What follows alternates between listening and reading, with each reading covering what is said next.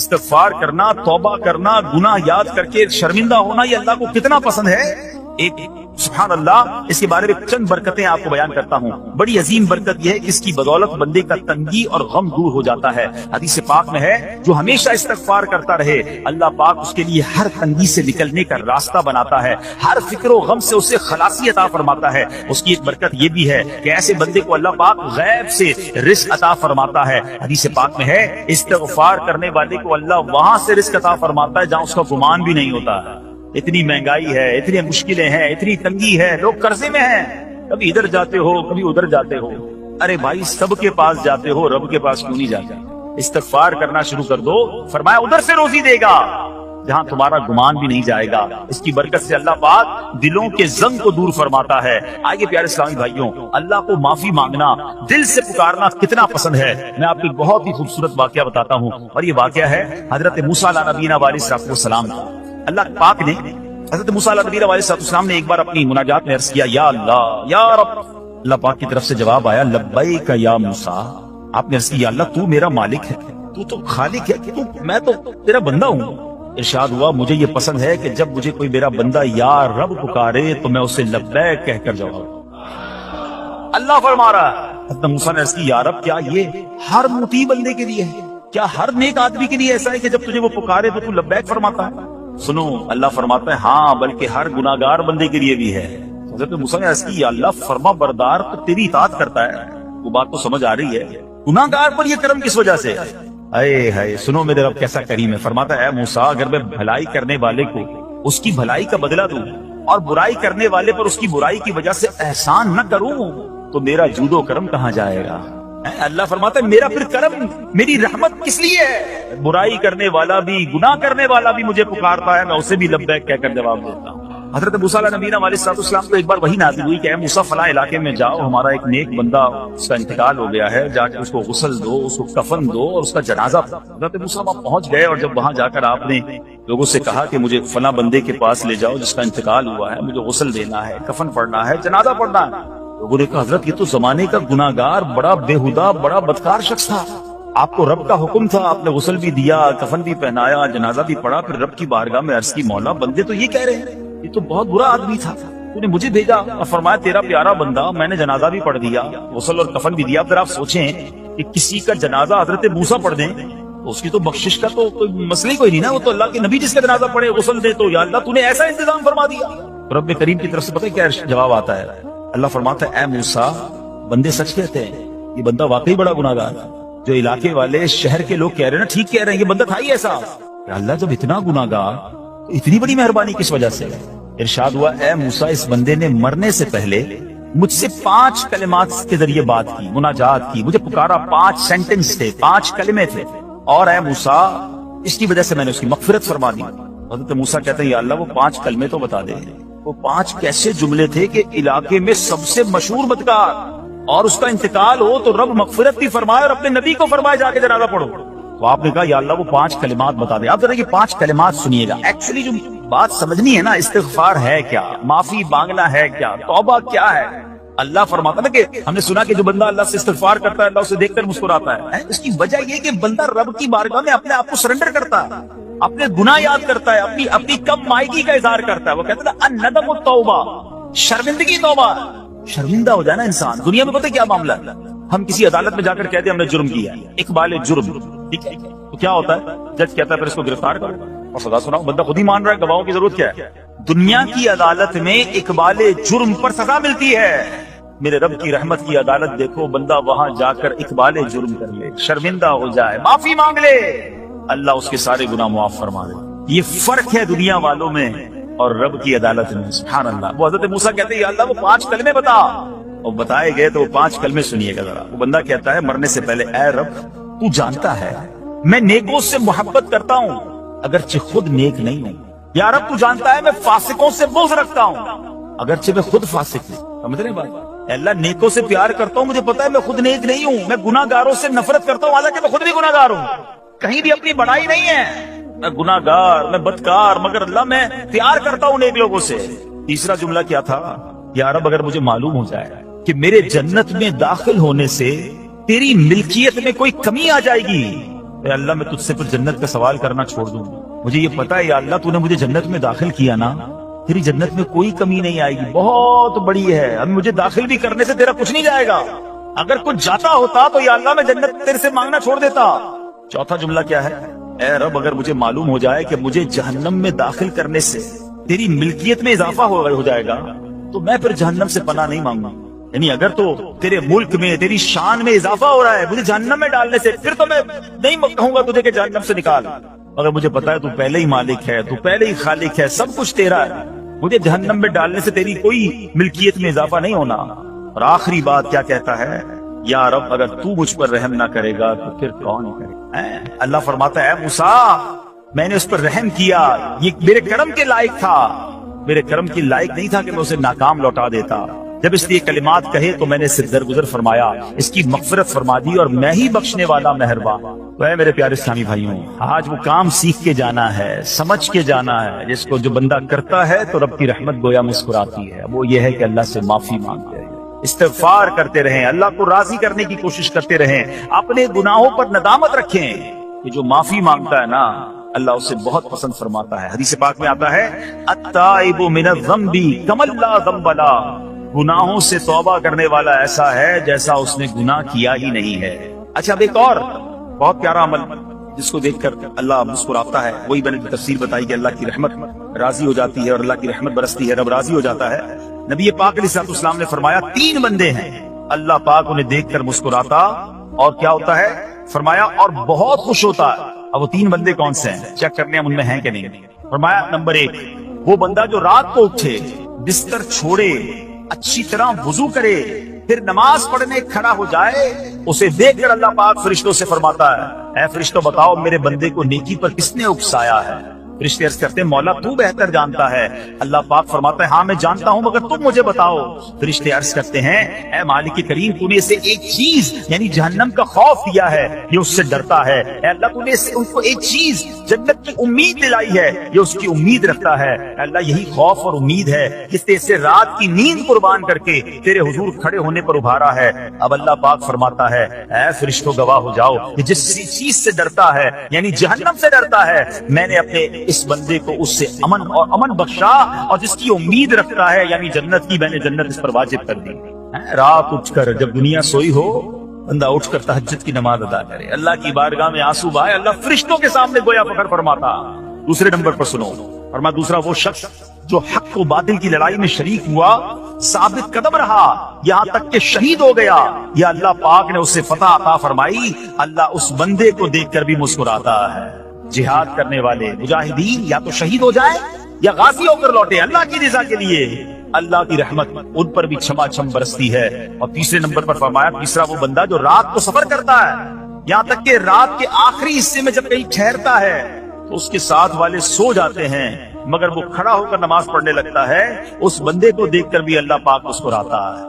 اجتماعی عبادت کے بڑے فائدے ہیں، اجتماع میں آنا، محفل میں آنا، دعا میں شرکت کرنا بہت اچھی بات، مگر اپنی عادت ایسے بھی بنائیں کہ کچھ عبادتیں ایسی کریں کہ میں جانوں اور رب جانے۔ یہ جو رات اٹھ کر دعا کا لطف ہے، رات اٹھ کر جو نماز پڑھنے کا لطف ہے نا، جب ساری دنیا سو رہی ہے اور بندہ اپنے رب کی بارگاہ میں حاضر ہے۔ علماء کہتے ہیں دن کے نوافل کے مقابلے میں رات کے نوافل افضل ہیں، کیونکہ رات سکون ہوتا ہے، رات رقت قلبی ملتی ہے، سبحان اللہ، رحمت الہی چھما چھم برستی ہے۔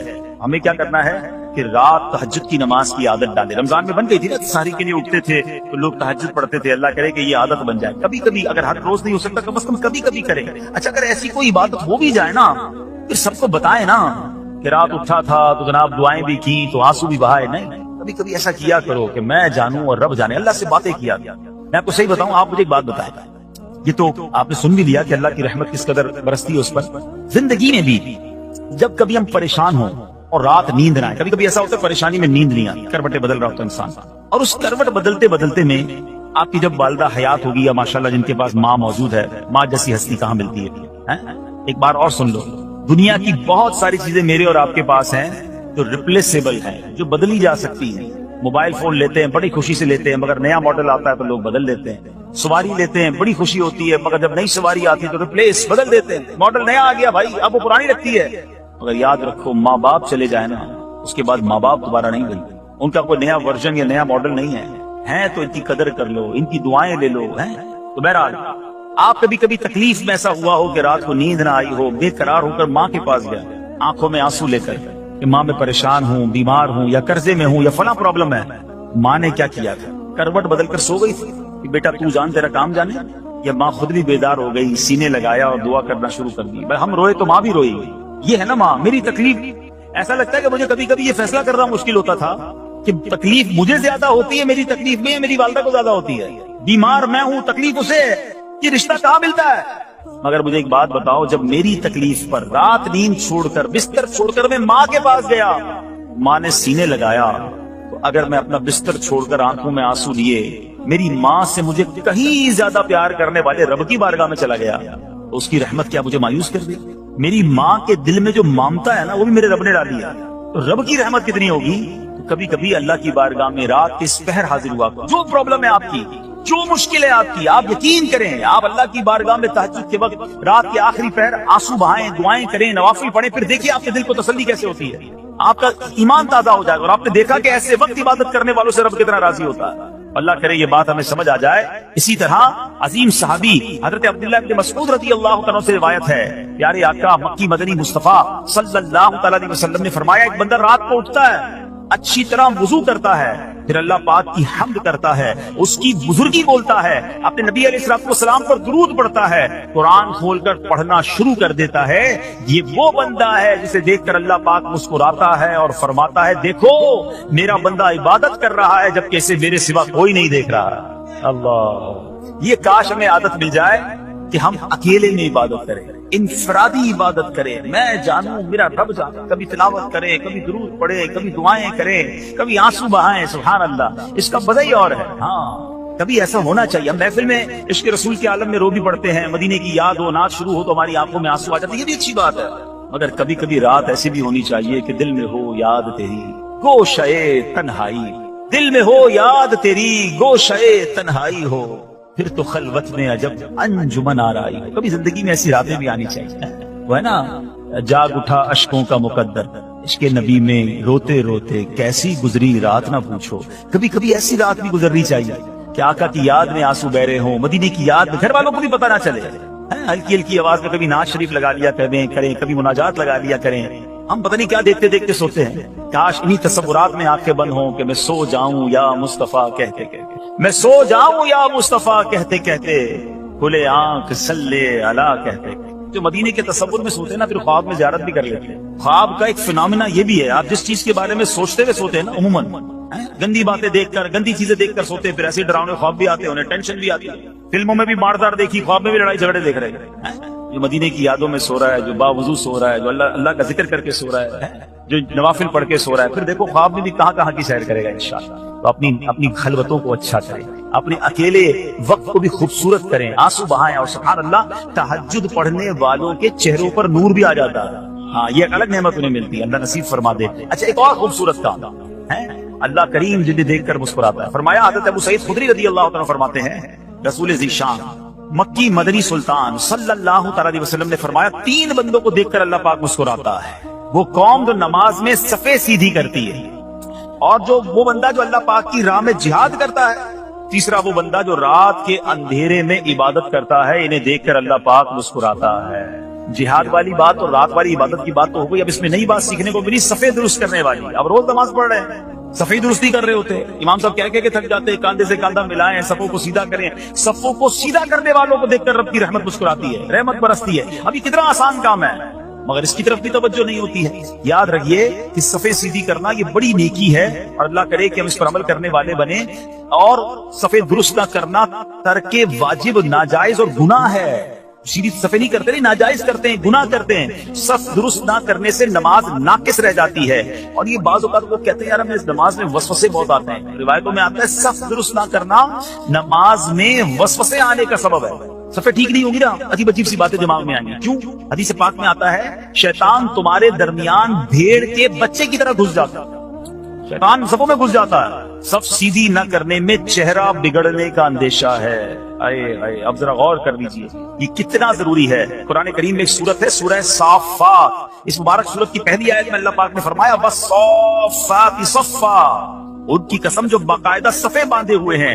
हजरत अब्दुल्लाह बिन मसऊद फरमाते हैं यहाँ सफे बांधने वालों से मुराद फरिश्ते हैं। हजरत जाबिर बिन समुरा रज़ियल्लाहु तआला अन्हु फरमाते हैं एक दिन प्यारे आका मक्की मदनी मुस्तफा सल्लल्लाहु अलैहि वसल्लम तशरीफ लाए और फरमाया तुम ऐसे सब क्यों नहीं बनाते जैसे फरिश्ते सफे बनाते हैं। हमने अर्ज़ की या रसूल अल्लाह सल्लल्लाहु अलैहि वसल्लम फरिश्ते कैसे सफ बनाते हैं। फरमाया पहले अगली सफ मुकम्मल करते हैं और खूब मिलकर खड़े होते हैं। सुभान अल्लाह, मुबारक हो मुसलमानों को सफे सीधी करते हैं, अच्छी तरह कांधे से कांधा मिलाते हैं, गोया ये फरिश्तों का काम कर रहे हैं, फरिश्तों वाला काम कर रहे हैं। तफसीर तिबरी में है फारूक आजम रज़ियल्लाहु अन्हु का ये मामूल था जब नमाज पढ़ाने लगते तो नमाजियों को फरमाते सफे सीधी कर लो, ऐ फला जरा आगे हो जाओ, ऐ फला जरा पीछे हो जाओ। फिर फरमाते बेशक अल्लाह पाक तुम्हें फरिश्तों की तरह देखना पसंद फरमाता है। तो सफे सीधी रखना ये फरिश्तों का अंदाज है और अल्लाह की रहमत खूब बरसती है, गोया रब मुस्कुराता है उन्हें देखकर। तो मेरे प्यारे इस्लामी भाइयों, और भी बहुत सारे काम हैं जिसको देखकर, जिनको करने से अल्लाह की रहमत छमाछम बरसती है। बहरहाल जब 3-4 बातें सुनी हैं, आज से उसको नियत कर लेते हैं कि खूब अल्लाह की बारगाह में हम इस्तिग़फ़ार करेंगे,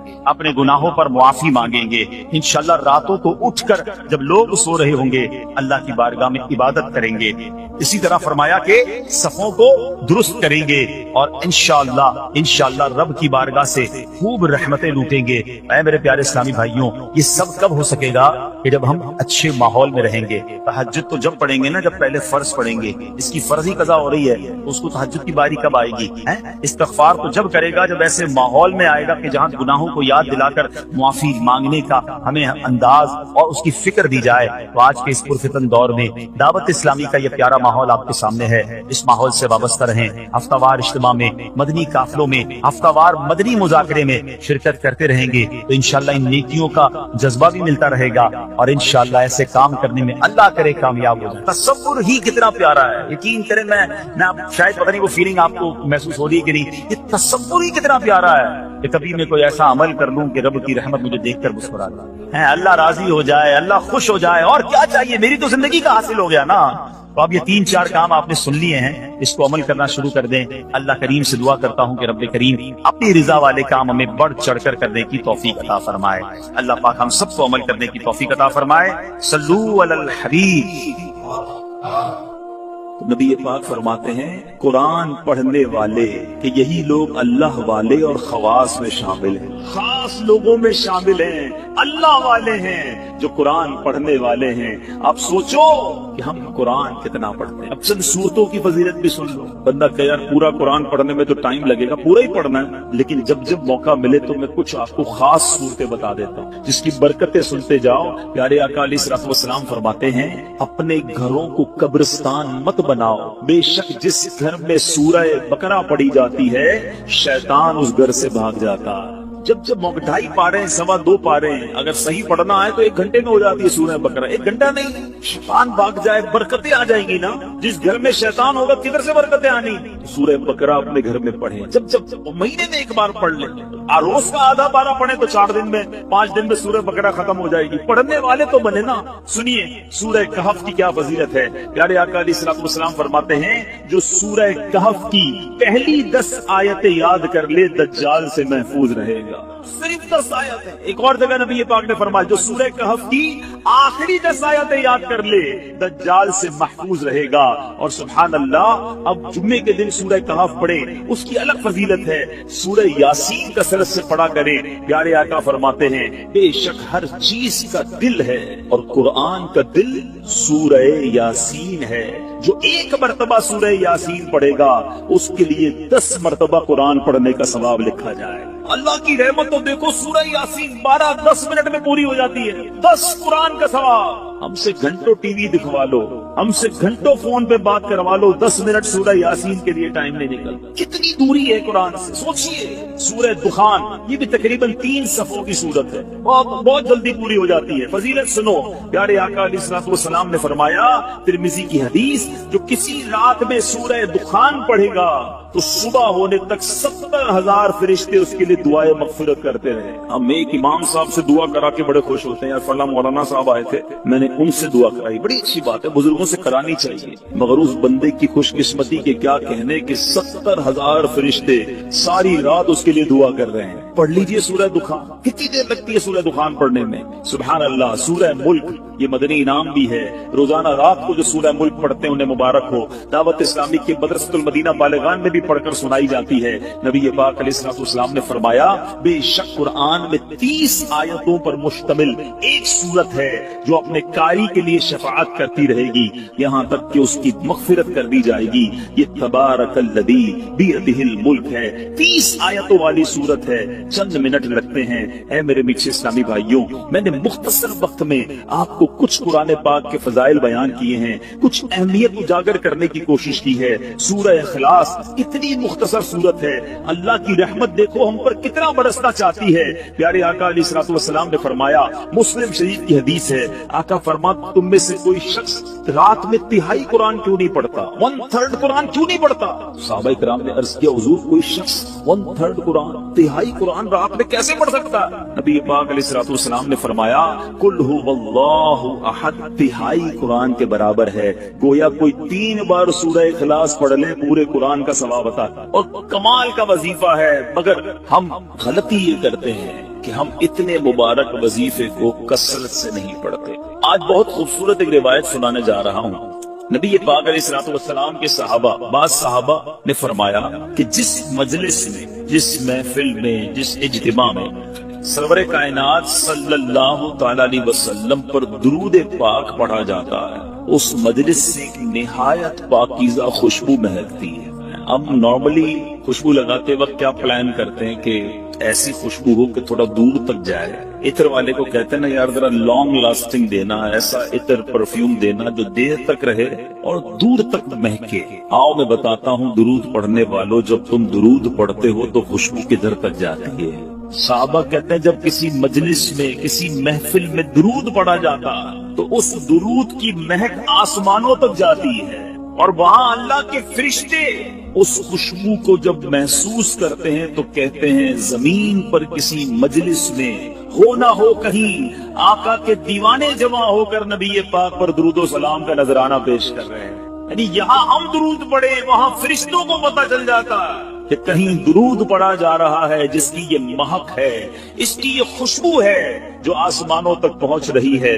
اللہ اکبر۔ نبی پاک علیہ الصلوۃ والسلام ایسے، ان کا ذکر اتنا مہکا، ان کی بات کرے تو خوشبو نکلے، تو خود نبی پاک علیہ الصلوۃ والسلام کی خوشبو کا عالم کیا ہوگا۔ میں بڑے بڑے حسین، بڑے اسپیشل لوگوں کی لوگ بات کرتے ہیں، لوگ کہتے ہیں بہت حسین ہے فلاں فلاں جناب، بڑا اس کو لوگ فالو کرتے ہیں، اس کے فینز ہیں، اس کے فالوورز ہیں۔ دنیا داروں کی جو محبت میں گرفتار ہیں، میں ایک سوال کرنا چاہتا ہوں، ساری دنیا میں کوئی کتنا ہی حسین کیوں نہ ہو، اس کے پسینے سے بدبو آتی ہے، ٹھیک ہے نا جناب؟ کوئی کتنا ہی طرح دار کیوں نہ ہو، ایٹیکیٹس والا کیوں نہ ہو، جو بڑا نازک کیوں نہ ہو، مگر جب وہ تھوکتا ہے تو اس کے تھوک سے لوگوں کو گھن آتی ہے۔ Nobody like it۔ کس کو تھوک اچھا لگتا؟ میں سرور کائنات علیہ الصلوۃ والسلام کے مبارک چہرے کی بات نہیں کروں گا کہ اس چہرے میں تو رب نے کیسا حسن عطا فرمایا کہ مولانا حسن رضا خان صاحب لکھتے ہیں ایسا تجھے خالق نے طرح دار بنایا، ایسا تجھے خالق نے طرح دار بنایا، یوسف کو تیرا طالب دیدار بنایا، کونین بنائے گئے سرکار کی خاطر، کونین کی خاطر تمہیں سرکار بنایا۔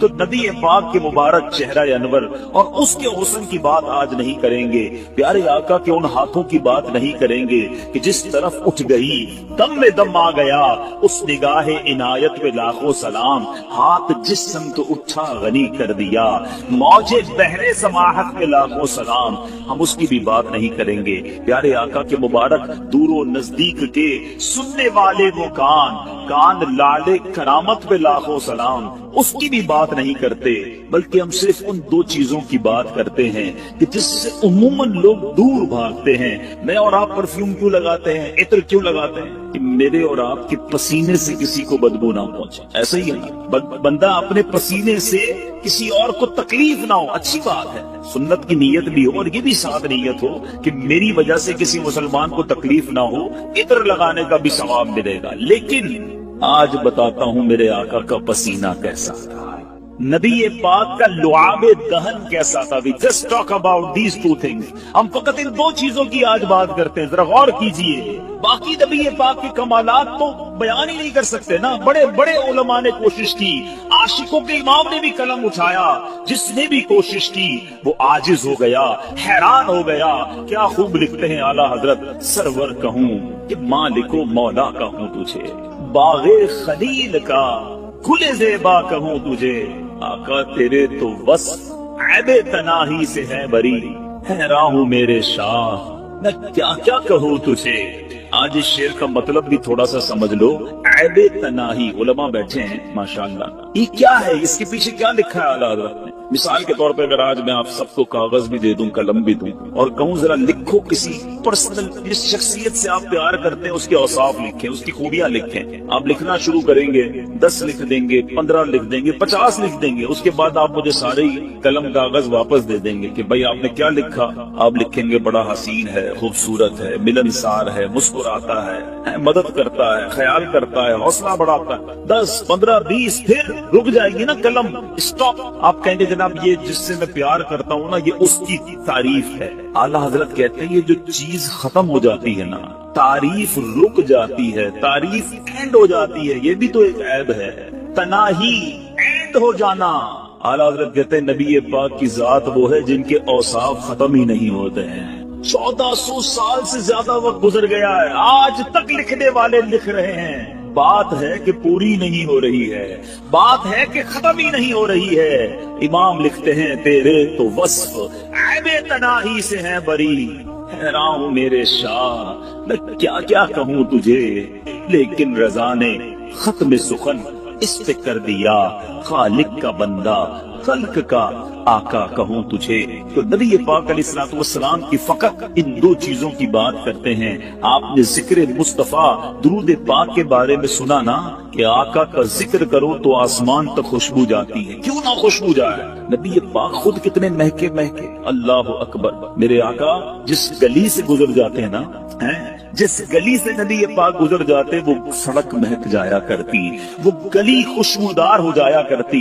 सहाबाए किराम को जब नबी पाक को तलाश करना होता किसी से पूछते न थे कि नबी पाक कहाँ गए हैं, सड़क के किनारे खड़े होते, खुशबू बता देती कि आका गुजर कर गए हैं।